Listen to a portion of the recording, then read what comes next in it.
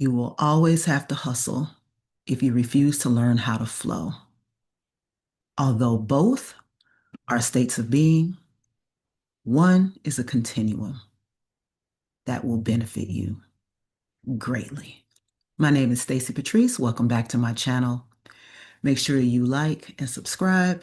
And when the video is up, leave a comment as well. Let's talk. Let's talk about it. So one of the things that as a yogini comes up a lot for me is when I am in the state of flow versus when I'm trying to make something happen. Am I forcing something to happen, or just me choosing it and selecting it is allowing it to naturally happen? And this connects to a question that I've gotten from students for years, which is like, how do I get off the hamster wheel and just allow who I am and what I contribute to be a part of my life continuously? And I would say in most instances, that is a person by person thing. And, I have challenges with it like anyone else. But I have tools that help me to get back into flow. And I think that's the difference. It's like, if things go awry for a while and my consciousness sees, like, this is a spiral, you are grasping, which has happened. You have to secure yourself first. And then from that security, you can get back into flow. But what happens when we don't have that inner security, or if we don't have those tools? Well, this is where this topic gets really beautiful for me because I see this as a need for delayed gratification. And delayed gratification, in the way that I'll be describing it, is simply choosing to be present in the process as opposed to future visioning of being wherever it is that is your, end, and you are just in the means of it. So I'll give you two examples. There's a person who wants to go on a vacation. And I'm using the word vacation. I don't typically use the word vacation, but for this example, I'm using it just because I don't want to get into the minutia of the details of where to go. So there's a person going on a vacation. And this vacation is something they've been looking forward to. They want to go to this place, they want to visit this place and just see what will happen. They want to be in flow at this location. However, what they are doing to get to the location is hustling. They are trying to find the quickest schemes, and I do mean schemes, the quickest schemes to get there. Okay, if I pull this from there, then I can put that over there, and then that can go over there, and then I'll pull that from over there, and then I'll pull that, and I'll pull this out of my right. They're trying to do everything to try and like push themselves there. And then there's this place that's like, man, this is really, really hard, to the point where when it works, because hustle does work, when it works, the person will get there, but they won't be able to enjoy it. Because guess what? They didn't leave at home? The hustle. So the hustle continues. They have to either be doing it while they're there, or they have to immediately return to it when they leave. But either way, this kind of hustle, this kind of action oriented, self experience turbulence to try and make something happen cuts out one thing that, in my experience, is the most important thing, which is trust. And I talk about this in another video. The trust, that capital T trust, that trust that when it is the right time and it is the divine time, it will be easiest for you to go. Same thing is true on a second example. There's a person that says, you know what, I'm going to hold this vision. I have this vision of what I want to do. I have this vision of where I want to go and how I want to do it. And I'm going to let it flow. I'm going to allow myself to be there. There's nothing that is on the clock that's forcing me to be there. That little bit of, YOLO over there, I hear it calling, but I'm not going to pay attention to it. I'm just going to slowly start to flow in a way that gets me where I'm looking to go. So that person, may read about things, may have visions, may have dreams, may have conversations, may do some research, may, take a preemptive step to, talk to an agent before they're ready to buy a ticket, or whatever the case may be. They're checking out all of the things. And then in the process, they're also, of course, seeing themselves there, making up their mind about what kind of place they want to savor while they're there. And then also, maybe who is with them or who they meet along the way. And they're just constantly streaming this idea across their day to day. And that streaming is just holding space for the thing that they saw in a vision or the thing they felt in their heart was very much aligned. And so some people have been already doing that, and it happens really quickly for them because maybe they have a way of seeing it and manifesting it that spurs the motion and quickens the motion. But that doesn't mean that's your season. Your season looks how your season looks. If you see a person say on Tuesday that they're going to the other side of the world on Friday, that's how ready they were for that.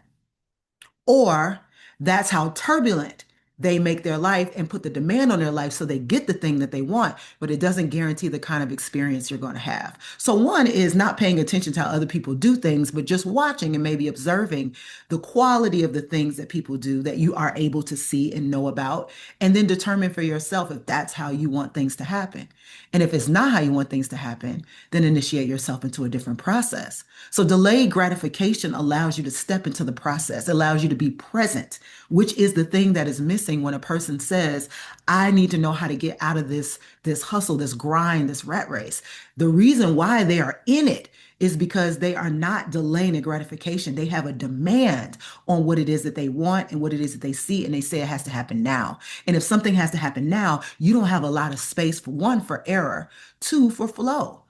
It has to happen now. So whatever state it's in now is the state that it's going to be in when you receive it. But delayed gratification says no, there's a quality, there's an energy, and there is a savoring, a sacredness that I want that allows me to just allow this thing to have its own timing with me and allow me to have my own visioning within it and go on a journey before the journey. And honestly, in my life, that's where the magic is. Go on the journey before the journey because you may understand in the journey that the journey you're looking for is not the one you want.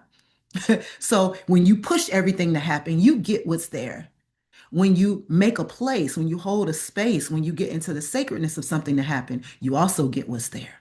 But it is more familiar and more resonant and aligned with you because you took the steps to build it. You're literally building it, not chancing it, not rolling the dice. You're literally building it. And that leans into a sense of trust. And you'll start to see it quicken as it's happening. You go, oh, I think this is the one. It'll just slowly start to quicken. And that quickening allows you to know and have the same excitement that you had way back here about what was about to happen. And not only that, the biggest part of this is that once it is happening, you get to rest.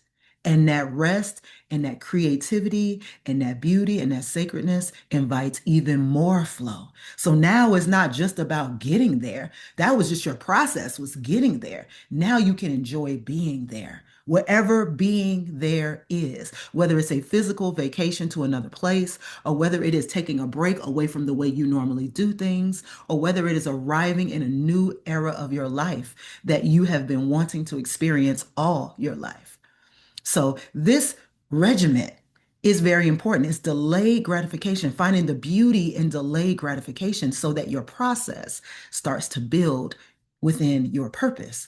Your intention is always looking to have an exact match. It's always looking to say, yep, that's what I intended. It's always looking to check that box and say, yeah, that's exactly what I had in mind. And it's even better. That's the beautiful part. It's even better than what I had in my mind.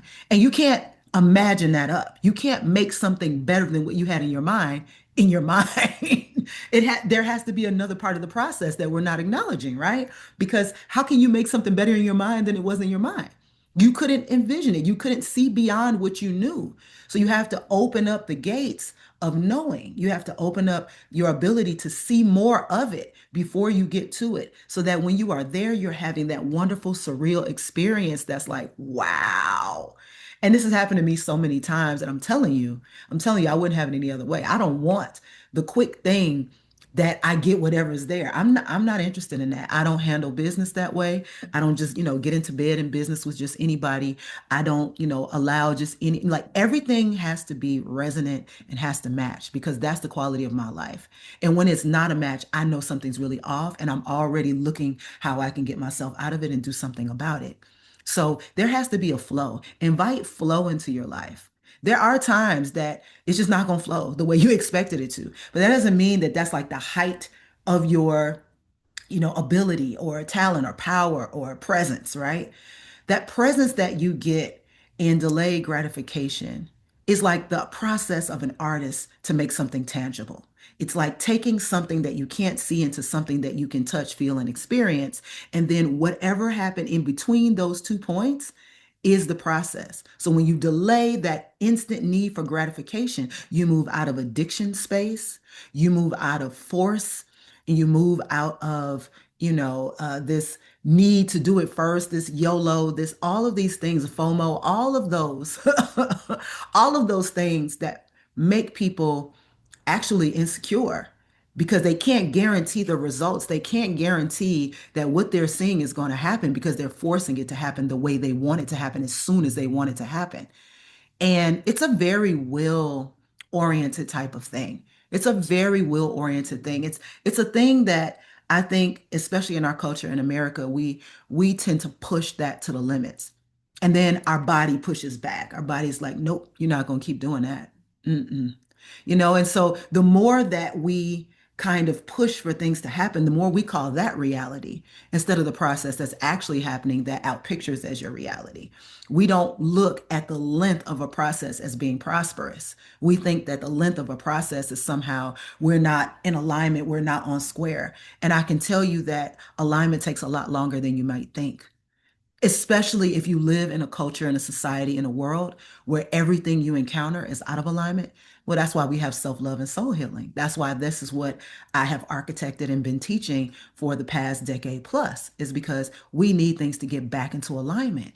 And you don't even know that you have adopted something that pushes you out of alignment as your process. And so you have to do some healing to say, wait a minute, that's not even me.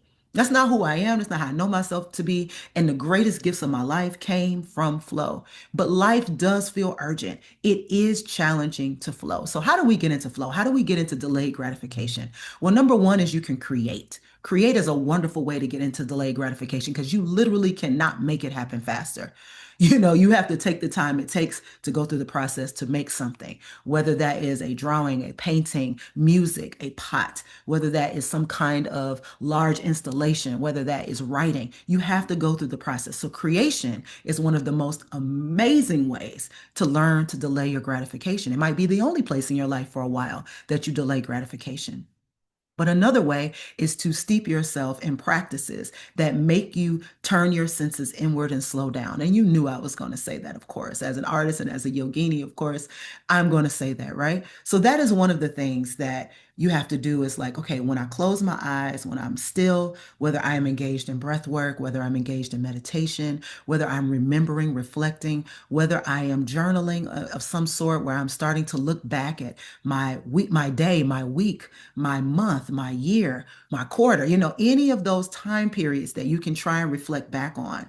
Or even one of my favorite, when I'm in my car, looking at what's happening in front of me and getting a sense of what's really going on as opposed to just what I'm seeing. Because there's always something behind what you're seeing. Again, process. Things don't manifest instantly, and thank goodness they don't, because it would be even more chaotic. And we see what happens when people try and force a thing, when they don't have that delayed gratification. Think of how sweet it is when someone's been in a particular industry or done something all of their lives and they wanted the awards, they wanted the accolades, they wanted the fame, they wanted people to say, yes, you are it. And then instead, no one said that. And they just kept going because it felt so good to do the thing that they were doing. And it just kept going and going and going. And then one day, when they weren't looking for it, they got the accolades they wanted back there. Well, now they don't have the same power because now they're not insecure. Now they've built their own security. They've delayed their own gratification. They have said, I want to just enjoy the thing I'm doing and not be worried about what it's going to bring me in the future. I just want to enjoy it. I want what I do to not be a means to an end. I want what I do to just satisfy me and fulfill me alone. And I want to find that in what I do. So therefore, I have to do more of it so I can discover what that is for me, or if it's even possible doing this thing. And this is where people's gifts come out, where you go, wow, how did you get there? How did you get to the place where this is what you do? I'll give you an example. I was watching Will Smith's Pole to Pole series that's on Hulu. And in his second episode, there is a man on there who is a toxicologist, and his delight is in finding, poisons and venoms that can be useful to modern medicine. And he's so excited about it. It's like sometimes if you didn't really see the energy of it, you'd be like, what is this maniacal excitement about this? And it's not maniacal because he has a very clear reason behind it. And no spoilers. He has a very clear reason behind it, right? But just watch the joy that comes over him when he's thinking about what this thing that he's doing can do. And it's just magnificent because it takes such time and patience to do a thing before you get the thing that's going to do the bigger thing, right? So delay gratification, delay gratification, delay gratification. Delay your gratification, creative works, practices that draw you inward.